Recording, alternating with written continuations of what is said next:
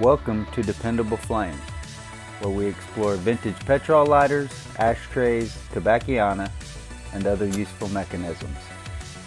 Make yourself at home.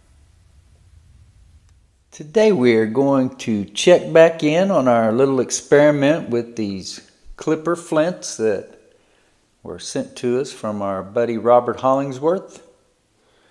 I put one in this unmarked aluminum block lighter last time, and I think it lit once or twice, but the flint spring screw is bottomed all the way out. It's as tight as it will go, and the tension just doesn't seem strong enough. So I think this would possibly be a good candidate to try to stretch the spring, or perhaps, as our buddy Friedrich Dill brought up in a comment here in the last month or so, try 2 flints in it. But it is not working even with the clipper flint.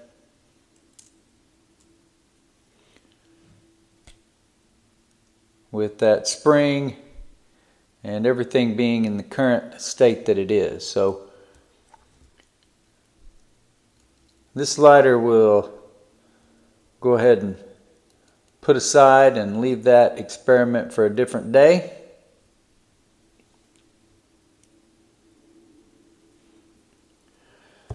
We got marked improvement out of the Ronson gem. It's not lighting every time. It is more than every other time. This other unmarked aluminum block petrol lighter, we got a couple of really good strikes out of, and it lit pretty quick, and then at other times it didn't seem like the clipper flint was doing much good. But I would say that out of all the lighters we've tried it in, this is the one, other than the Ronson gem, that it seemed to do the most good in. We might try that again here in a moment. We've already ruled out as well this Ronson. The newer flint just didn't do, or I shouldn't say the newer flint, the clipper flint did not do any better in that lighter than any of the other flints that we have used. But this particular lighter is called the Nordad.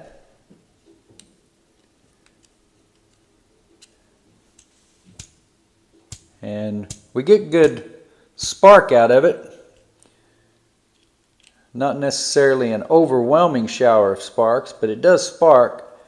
But I think that we are inhibited by such a close ignition area here.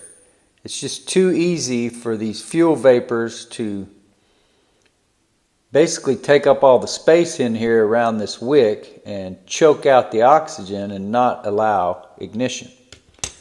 But if that is the case, then the flint that we put in there is probably not going to make any difference.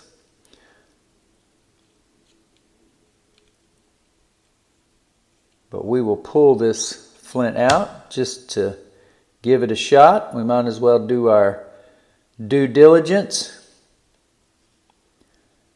There's our flint spring and screw. And look there, that one had 2 flints in it. So 2 flints did not help that aluminum block petrol lighter. And we'll put the clipper flint down the tube. Tighten back up our flint spring screw.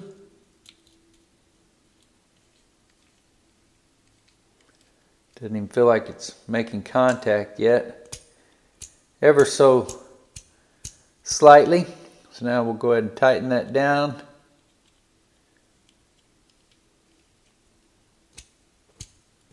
Definitely should have the flint grooved in the proper direction.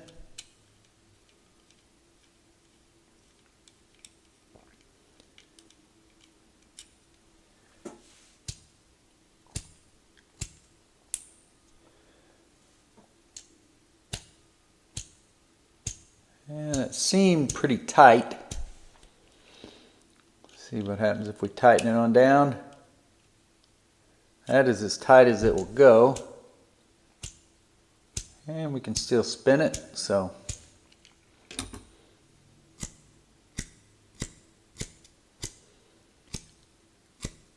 I don't see a whole lot of spark. There's some.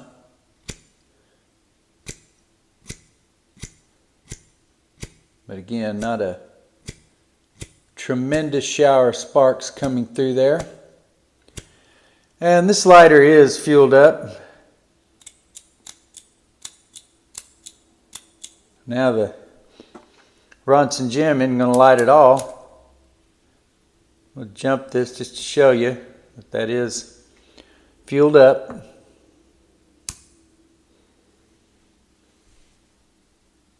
It's a really cool lighter that I would really like to get working and be able to sell it. It's got some engraving on it there. It says Ray from Pearl. Really cool, not your typical aluminum block Petrol lighter. But as you can see, although we may have gotten some improvement in a couple of our lighters back there, we don't seem to get any improvement whatsoever out of this clipper flint in the Nordad lighter.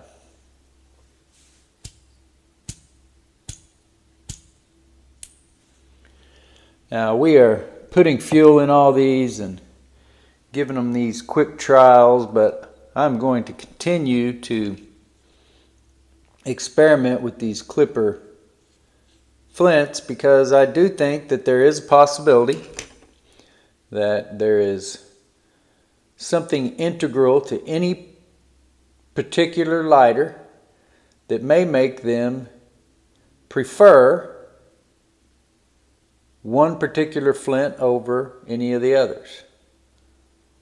I may not know what all those nuances could be, so the only thing we can really do is try these out. This is a lighter that has caused us tremendous problems. We've talked about this on the live stream many times, and the possibility that this wheel has just softened and not cutting as it should. So this one I have not fueled up. We will go ahead and do that right here, and right now through that tiny little fuel hole.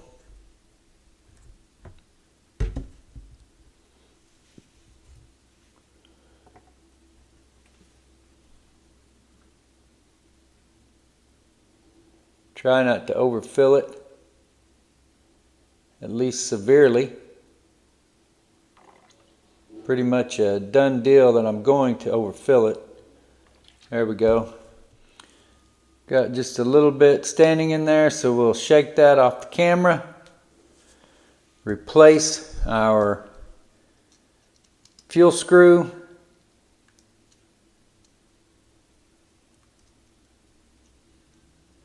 That tiny screw is kind of hard to get started. And there is no seal or anything on it.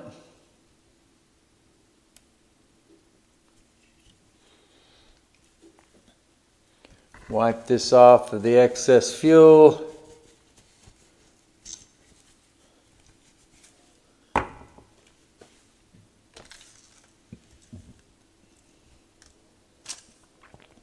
We have flint all over the table here, especially the old red flints that we've been taking out. I'm going to cut one more of these out of here.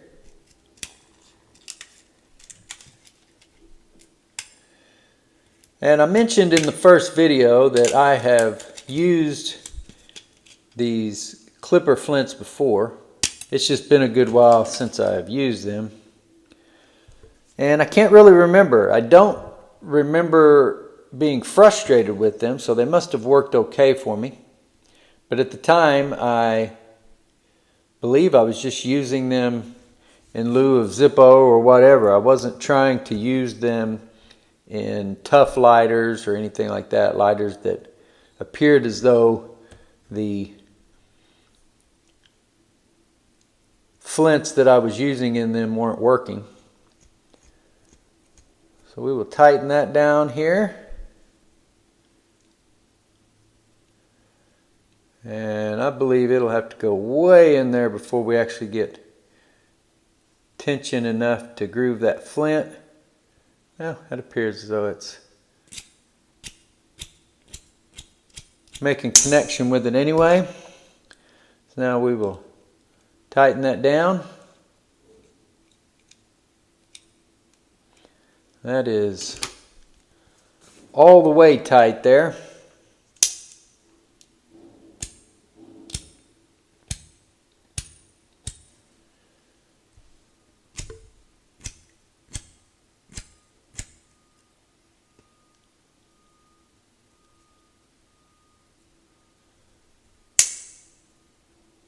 And plenty of tension on the wheel.